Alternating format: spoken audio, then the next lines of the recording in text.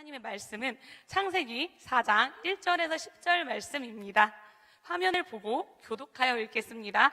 제가 먼저 읽겠습니다. 아담이 그의 아내 하와와 동침하매 하와가 임신하여 가인을 낳고 이르되 내가 여호와로 말미암아 득남하였다 하니라.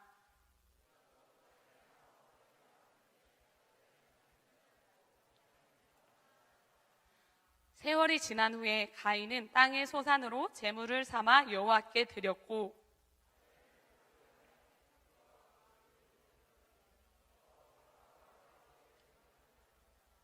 가인과 그의 제물은 받지 아니하신지라. 가인이 몹시 분하여 안색이 변하니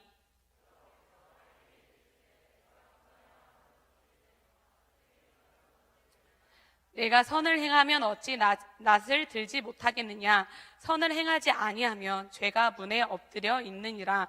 죄가 너를 원하나 너는 죄를 다스릴지니라.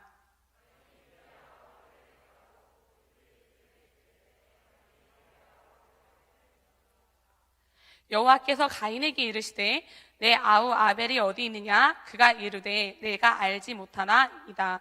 내가 내 아우를 지키는 자니까.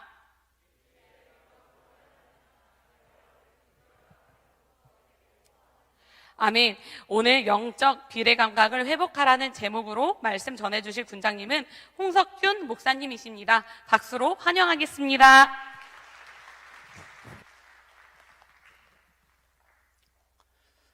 오늘 특송하신 우리 자매님을 위해서 박수로 한번 축복하겠습니다. 그리고 우리 예진 자매 완전 망가지면서도 기쁨으로 우리에게 복고데이를 소개하실 분에게 감사드리고 우리 회장님에게도 감사드리겠습니다. 우리 박수로 한번 축복하겠습니다. 네, 감사합니다. 미술학에서 비례 감각이라고 하는 용어가 있습니다. 이 용어의 사전적인 정의는 표현된 대상의 각 부분, 상호간 또는 전체와 부분 간이 양쪽으로 일정한 관계가 되도록 배치하는 감각이다, 이렇게 말하고 있어요. 이러한 비례 감각은 우리가 그림을 그릴 때 구도를 잡을 때 쓰이기도 하고요, 또 조형물을 설치할 때 그 크기를 정할 때 쓰이기도 합니다. 이런 비례 감각은 단지 미술에서만 쓰이는 것이 아니고 우리 주변에도 널리 쓰입니다. 예를 들어 두 개의 다른 가치를 비교해서 어떤 것이 중요한 가치이며 어떤 것이 좀 가벼운 가치인지를 판단할 때 쓰이기도 합니다. 또 어떤 것을 먼저 해야 할지, 어떤 것을 나중에 해야 될지 판단할 때 쓰이기도 합니다. 이러한 비례 감각이 잘 정립되어 있으면 우리의 어떤 삶에 있어서 우선순위가 정해지는 거예요. 그리고 인생의 질서와 균형이 잘 잡혀지게 됩니다. 이러한 것은 마찬가지로 우리의 신앙생활에도 그대로 적용이 됩니다. 과거와 지금의 나의 모습 속에 비례 감각을 잡고 또 나와 공동체 간에서 비례 감각이 무엇인지를 확인하고 또 나와 하나님과의 관계 속에서 비례 감각을 잘 설정하면 우리 신앙이 달라집니다. 우리 영성이 달라집니다. 그리고 공동체 안에서 질서와 균형을 잘 갖출 수 있을 것이고 또 무엇보다도 우리가 교만한 길에서 벗어나서 또 거룩한 길로 나아갈 수 있습니다. 사도행전 10장에 보면 영적인 비례 감각을 소개하고 있습니다. 고넬료가 환상 중에 욥바에 있는 베드로를 청하라고 하는 그 계시를 받습니다. 베드로 또한 환상 중에 이 고넬료를 만나라고 하는 하나님의 음성을 듣게 됩니다. 근데 이 둘이 만났을 때 사도행전 10장 25절에 보면 이렇게 묘사하고 있습니다. 마침 베드로가 들어올 때에 고넬료가 맞아 발 앞에 엎드려 절하니, 고넬료가 이 베드로를 보자마자 절을 하기 시작합니다. 여기서 절을 하다라고 하는 그 헬라어 단어는 프로스키네오라고 하는 말입니다. 근데 이 말은 프로스와 키네오의 합성어예요. 프로스는 뭐뭐를 향하여, 그리고 키네오는 키스하다, 입을 맞추다라고 하는 말인데, 이 말은 어떤 곳에 쓰이냐면 하나님을 예배하는 곳에 쓰입니다. 여러분들 혹시 TV나 아니면 공항에서 어떤 유대인이 그 기도를 할 때 방석을 깔아놓고 절을 하는 모습을 본 적이 있습니까? 제가 신대원 3학년 때 거기 이스라엘에 성지순례를 간 적이 있었어요. 성지순례를 갔는데 곳곳마다 기도 시간이 되면 유대인들이 성전을 향하여 절을 합니다. 근데 절을 할 때 어떻게 절을 하냐면 엎드려서 입을 땅에 맞춥니다. 제가 그걸 볼 때 처음에는 아이 더러워 이런 마음이 드는 거예요. 그 먼지를 묻혀가면서 입을 땅에 맞추는 겁니다.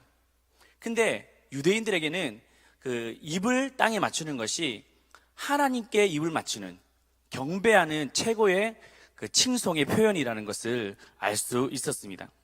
오늘 말씀해 보면 이 고넬료가 누구에게 절을 하고 있냐면 바로 베드로에게 절을 하고 있습니다. 근데 여러분들, 고넬료는 누구인가요? 고넬료는 이 로마의 백부장입니다. 로마는 그 당시에 전 세계를 지배하고 있었고, 이 백부장은 군인입니다. 강력한 공권력을 가지고 있는 권세자였습니다. 근데 이 고넬료가 베드로에게 절을 했던 이유가 무엇일까요? 바로 베드로가 신적인 존재라고 여겼기 때문이었습니다. 중요한 것은 이때 베드로의 반응이었어요. 10장 26절에 이렇게 말씀하고 있습니다. 베드로가 일으켜 이르되 일어서라, 나도 사람이라 하고. 베드로는 갈릴리 작은 마을의 어부 출신입니다. 그리고 배운 것도 없고 스펙도 없었습니다. 아무도 알아주지 않는 흙수저였어요. 근데 그에게 예수님이 찾아오셨습니다. 그리고 베드로를 사용하셨습니다. 그래서 베드로가 말씀을 전하니까 많은 사람들이 주님께 돌아오는 거예요. 회심하게 됐습니다. 또 베드로를 통해서 병든 자를 고치고 죽은 자도 살렸습니다. 그 모습을 보면서 사람들은 환호했던 것이죠. 그때 그 사람들의 환호 앞에 그 능력이 마치 자기의 능력인 양 착각할 수 있었습니다. 그러나 베드로는 그렇게 하지 않았어요. 나도 사람이라. 황급히 자신을 낮추게 됩니다. 왜입니까? 그는 과거의 자신과 지금의 자신을 알았기 때문인 거예요. 신앙은 여러분들 무엇입니까? 신앙은 과거의 나의 모습과 현재의 나의 모습에 대해서 비례 감각을 잃지 않는 것입니다. 어둠 가운데 있었던 나를 빛으로 불러주셨던 우리 주님, 망할 죄인, 죽을 인생인데 주님 우리에게 다가오셔서 생명을 살리는 그 일들에게 동참시켜 주셨습니다. 또 탐욕을 따라 살아가는 인생이었는데 이제는 소명을 따라가는 삶으로 우리를 바꿔주셨습니다. 과거의 나를 아는데 어떻게 내가 교만해질 수 있을까요? 저도 어릴 때 상처가 많았던 사람이었습니다. 저는 어릴 때 특별히 중학교 때 학교 폭력을 당하기도 했었어요. 어릴 때 무시를 많이 당하고 가정 형편이 어려우니까 학교 가도 자신감이 없었습니다. 가정이 평안하지 않으니까 또 학교에서 만나는 사람들에게도 늘 자존감이 낮았어요. 그러다 보니까 학교에서 친구들에게 맞는 것이 일수였고, 그리고 저에게는 그런 늘 패배주의, 피해의식이 가득했었습니다. 자존감도 많이 낮았어요. 제 마음속에는 그래서 분노가 있었습니다. 뭔가 힘 있는 사람들에 대해서 나는 언젠가 복수할 것이야. 용서하지 않았습니다. 그런 저에게 예수님이 찾아오셨습니다. 그리고 저에게 말씀하셨어요. 네가 그렇게 살아가는 것은 네 잘못이 아니야. 네 잘못이 아니야. 그 주님의 음성을 듣고 저의 삶은 바뀌었습니다. 그리고 저는 부끄럽지 않게 살기로 결단했습니다. 하나님이 나 같은 사람도 살려주셨는데, 불러주셨는데, 과거의 나를 알고 있는데 내가 어떻게 함부로 살 수 있겠습니까? 이제는 사명을 감당하며 살기로 결단하게 된 것입니다. 이것이 바로 영적인 비례 감각입니다. 사도행전 14장에 보면 또 다른 비례 감각이 나옵니다. 바울과 바나바가 이고니온에서 복음을 전하다가 핍박을 받게 됩니다. 그래서 루스드라라고 하는 도시로 자리를 옮기게 돼요. 근데 그곳에서 나면서 안전뱅이를 보게 됩니다. 근데 그에게 구원받을 만한 믿음이 있는 것을 보고 그를 고쳐줍니다.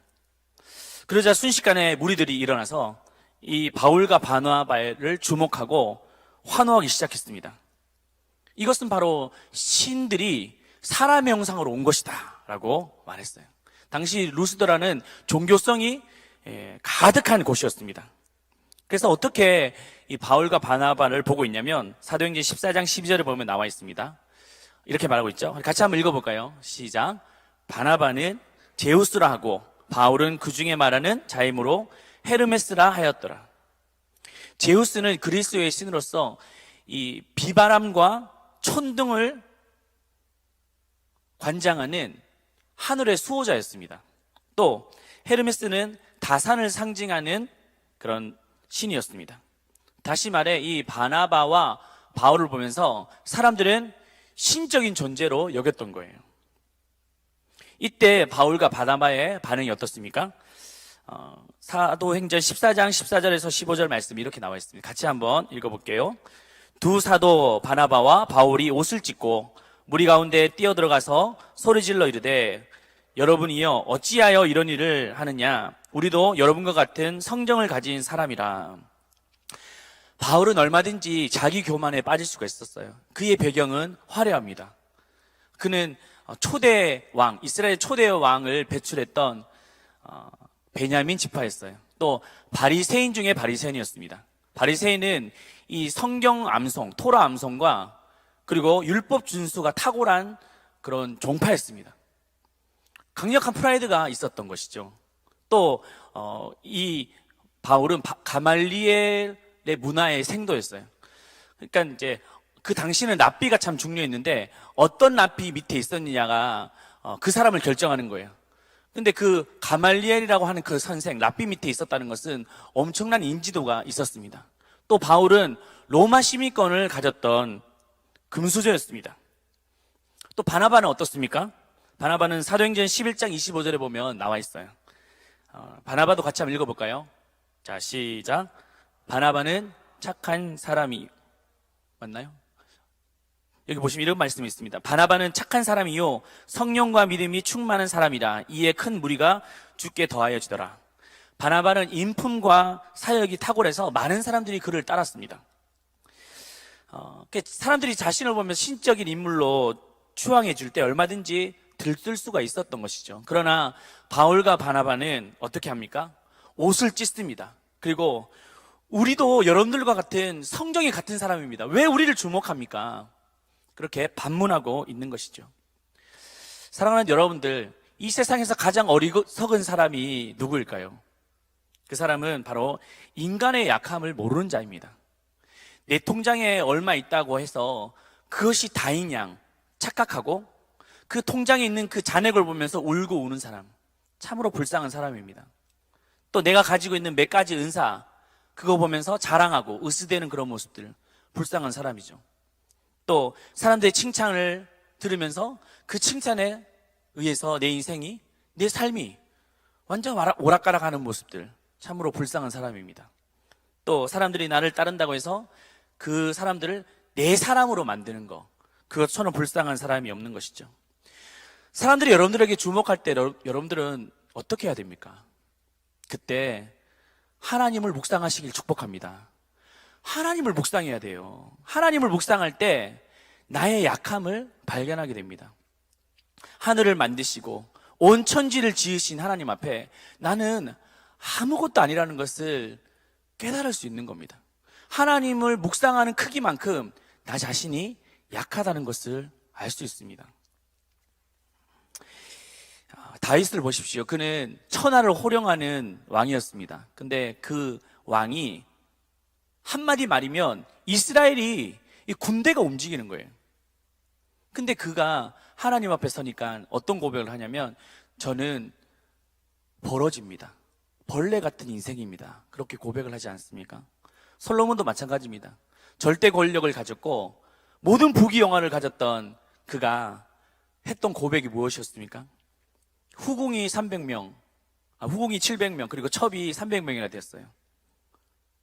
마병이 12,000명이나 되는 그런 강력한 힘을 가졌습니다.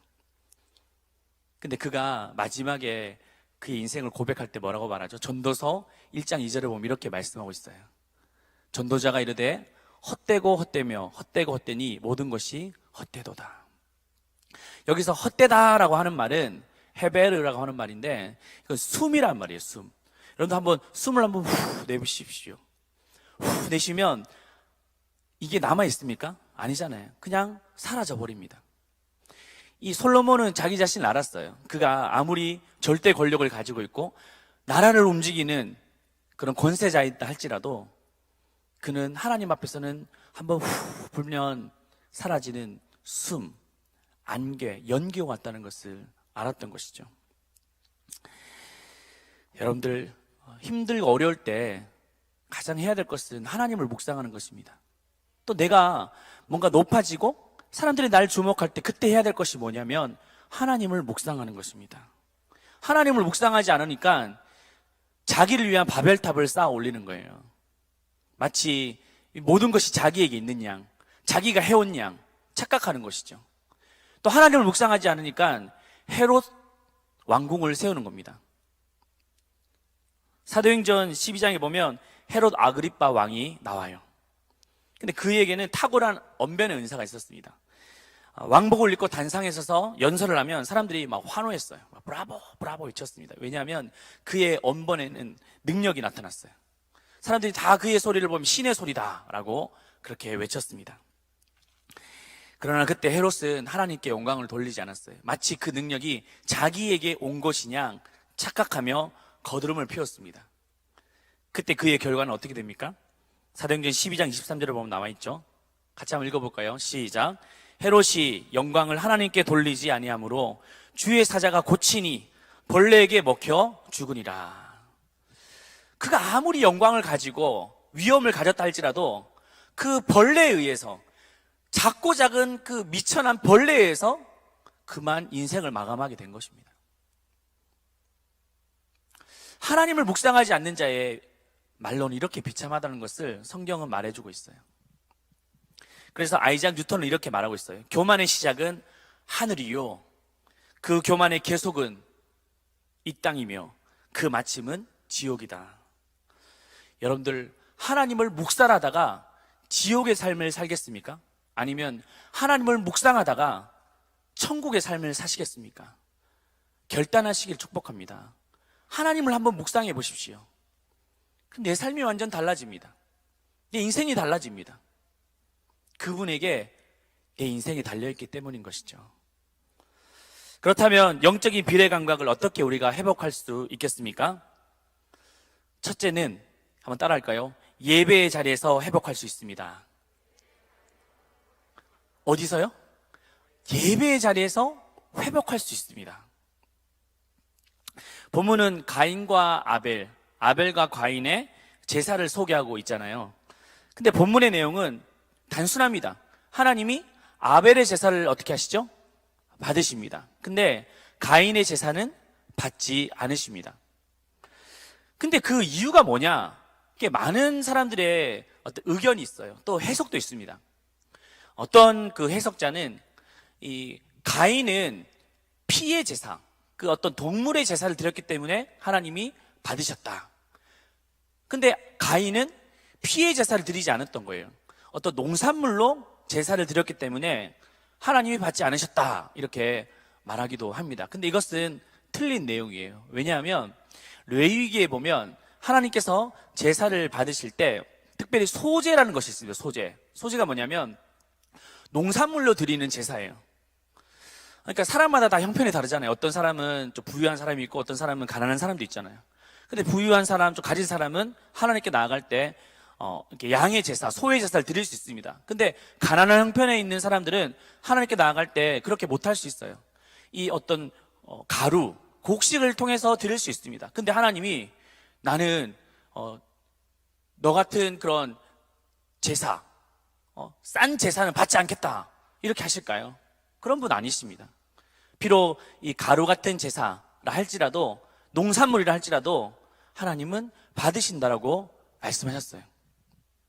또 어떤 사람은 왜 아벨의 제사는 받으시고 가인의 제사는 받지 않았었나? 그것을 성경에서 찾을 때 아벨과 그의 제물은 연락하셨으나 가인과 그의 재물은 연락하지 않으셨다. 그렇게 말할 때 어떤 아벨의 삶을 받으셨다. 또 아벨의 가인의 삶이 똑바르지 못했기 때문에 받지 않으셨다. 이렇게 말하기도 합니다. 근데 이것은 어떤 해석자들에 의해서 그렇게 다르게 해석된 거예요. 중요한 것은 무엇이냐면 이 가인과 아벨은 예배의 자리, 제사의 자리에서 갈라졌다는 거예요. 본문에서 말하고 있는 핵심이 뭐냐면 가인과 아벨은 어디에서 갈라지냐면 바로 예배의 자리, 제사의 자리에서 완전 달라지게 된 것을 말하고 있습니다. 여러분들 똑같은 장소에서 똑같은 예배를 드리지만 그의 삶이 완전 달라지는 것을 우리는 보지 않습니까? 이곳에서도 우리가 예배를 드려요. 똑같은 시간, 똑같은 메시지를 똑같은 장소에서 드립니다. 근데 어떤 사람은 정말 그 죄를 회개하며 탄식하면서 주님 앞에 내 삶을 바꾸기로 결단합니다.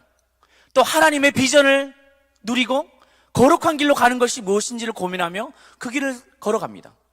용서하며 사랑하고 품으며 살아갑니다. 근데 이 자리에서 누군가는 누구를 향하여서 끊임없는 분노를 가지는 거예요. 용서하지 않습니다. 계속적인 어떤 정죄의 칼을 갑니다. 하나님의 꿈, 하나님의 비전을 온데간데 없이 자기의 야망과 욕망을 위해서 신앙을 채우려고 하는 사람들도 있습니다. 탐욕과 죄악의 삶을 더 살아가는 경우가 있습니다. 그 이유가 무엇일까요?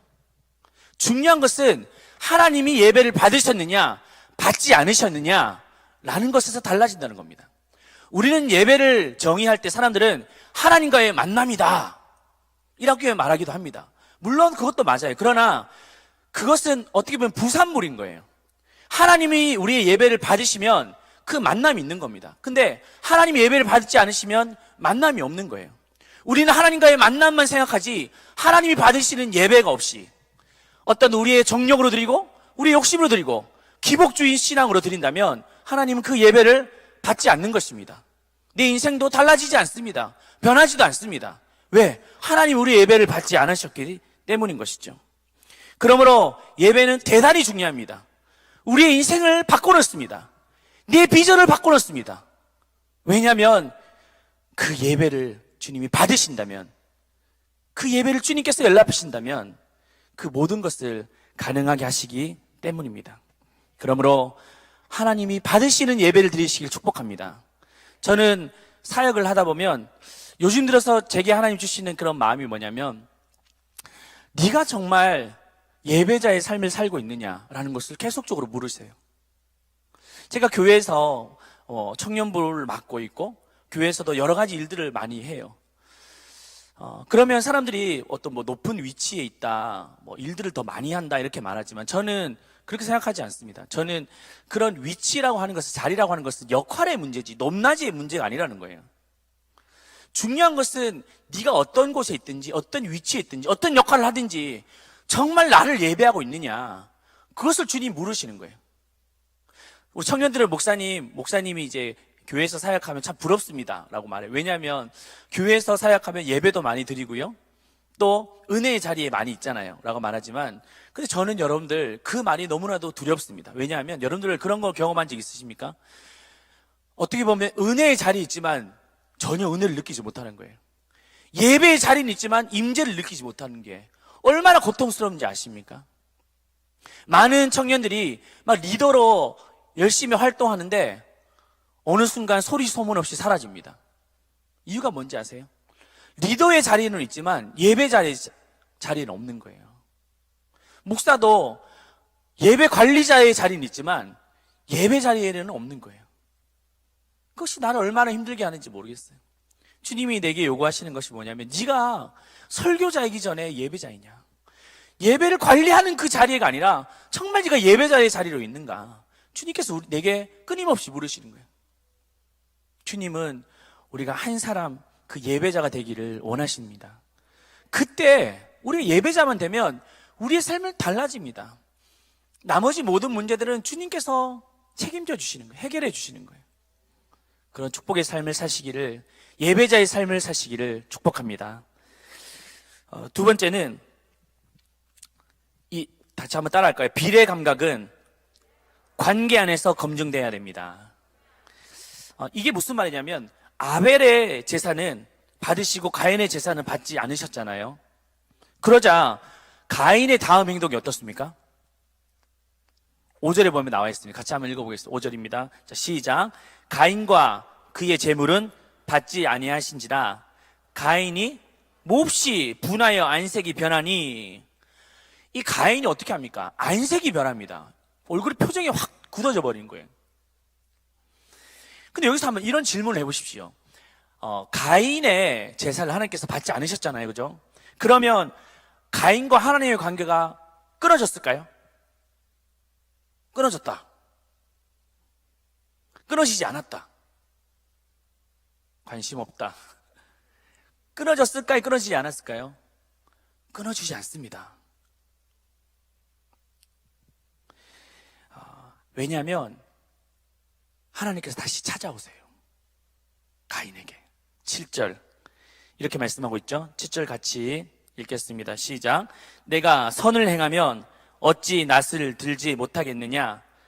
선을 행하지 아니하면 죄가 문 앞에 엎드려 있느니라. 죄가 너를 원하나 너는 죄를 다스릴지라.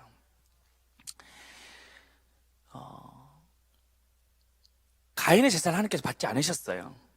그렇다고 해서 하나님과의 관계가 끊어진 것이 아니었습니다. 왜냐? 다시 하나님께서 가인에게 찾아오셨습니다. 그러면서 말씀하시죠. 네가 선을 행하면 무슨 문제가 되겠느냐?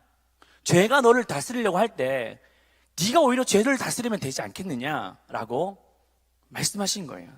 이게 바로 핵심입니다. 우리가 살다 보면 넘어질 수가 있어요. 실수할 수 있습니다. 무너질 수 있습니다. 죄를 지을 때가 있습니다. 그게 하나님과 우리의 관계를 끊어놓느냐? 천만의 말씀이에요. 끊지 않습니다. 하나님은 여전히 우리에게 찾아오시는 분이십니다. 중요한 것은 우리가 이제 똑바로 살면 되는 거예요. 그 이후의 삶이 선을 행하는 삶을 살면 되는 거예요. 비록 우리의 예배를 하나님께 드렸다 할지라도 하나님 받지 않으실 수 있잖아요. 그렇다고 해서 하나님과 관계가 끊었다고 해서 절망할 필요가 없는 거예요. 그 다음에 스텝이, 다음에 내 삶이 선한 삶을 살아가면 되는 거예요. 선한 행실을 가지고 살면 문제가 되지 않는다는 겁니다. 근데 하나님 관계가 마치 끊어진 양, 내 삶이 표정이 달라지고 행동이 달라지고, 마치 이 가인이 어떻게 합니까? 분한 나머지 그의 행동에는 선한 행동이 없었습니다. 악한 행동만 남았던 것이죠. 아벨을 죽여버렸습니다. 우리 주님은 우리를 절대 놓지 않으시는 분이십니다. 마치 이렇게 표현할 수 있어요. 저는 우리 청년들이 이렇게 많이 얘기하는데, 하나님께서 우리를 이끌어 가실 때 이렇게 이끌어 가시는 분이 아니시다라는 거예요. 하나님께서 우리를 이끌어 가실 때 이렇게 이끌어 가시면, 내가 힘들어요, 못하겠어요, 손을 놓으면 하나님도 손을 놓는 그런 관계가 아니라는 거예요. 하나님 우리를 이끌어 가실 때 이렇게 이끌어 가십니다. 못하겠어요, 힘들어요, 난 그만하고 싶어요, 손을 놓더라도 하나님은 우리를 끝까지 붙들어 가시는 분이심을 믿으시길 축복합니다. 하나님 이러신 분이세요. 왜 여러분들이 판단하고 하나님의 관계를 끊으려고 하십니까? 그렇다면 우리가 하나님 관계가 끊어지지 않았다는 것을 어떻게 알 수 있어요? 바로 예배 드리고 난 뒤에 그 이후의 삶을 보면 알 수 있다는 거예요. 그 이후의 삶이 선한 삶을 살아갔느냐 라는 것을 보면 알 수 있습니다. 비록 그 예배를 하나님께 받지 않았다 할지라도 그 이후의 삶이 선한 삶을 살아간다면 It's okay인 거예요. 다음 예배도 하나님 우리를 받아주십니다. 또 그 삶의 예배 가운데서 하나님 우리를 받으시는 그 예배가 되는 것입니다. 우리의 선한 삶의 모습이 바로 우리의 예배를 하나님이 받으셨느냐 그렇지 않느냐의 표징이라는 것이죠. 그러나 가인은 그렇게 하지 않았습니다. 가인은 아벨과 경쟁합니다. 비교합니다. 그리고 마침내 아벨을 죽여버렸던 것이죠. 아벨을 죽이면 그러면 가인은 끝납니까? 아닙니다. 그래도 우리 하나님은 찾아오십니다. 나 같으면 찾아가지 않겠습니다. 그러나 그래도 우리 하나님은 그 가인에게 찾아가시는 거예요. 9절 말씀 같이 읽겠습니다. 시작. 여호와께서 가인에게 이르시되 내 아우 아벨이 어디 있느냐? 그게 내가 알지 못하나이다. 내가 아우를 지키는 자이니까. 내가 아우를 지키는 자입니까? 이렇게 말하고 있죠. 주님은 이 가인에게 스스로가 대답하기를 원하셨던 거예요. 네가 아벨을 지키는 자이냐? 우리가 이 땅을 살아가다 보면 이런 원리는 동일합니다. 우리가 가인과 아벨의 관계에 놓일 때가 많이 있는 거예요. 우리가 살다 보면 마치 비교식 속에 살아갈 때가 있습니다. 저 친구는 하나님의 축복을 많이 받는 것 같은데 나는 축복을 못 받는 것 같은 거예요. 저 친구는 뭔가 잘 되는 것 같은데 나는 잘 안 되는 것 같아요. 또 어떤 관계 속에서 이해관계가 있을 때 나만 손해보는 것 같고 나만 피해보는 것 같고 저 친구만 그냥 칭찬받는 것 같고 그럴 때가 있잖아요. 그죠? 여러분들 그때 우리가 필요한 것이 무엇이냐면 내 삶이 바로 주님이 받으시는 그 예배자의 삶인가 라는 것을 확인하고 정말 내가 하나님이 받으시는 예배였다면 내 삶을 통해서 선한 삶이 나타나냐는 것을 늘 확인하셔야 돼요.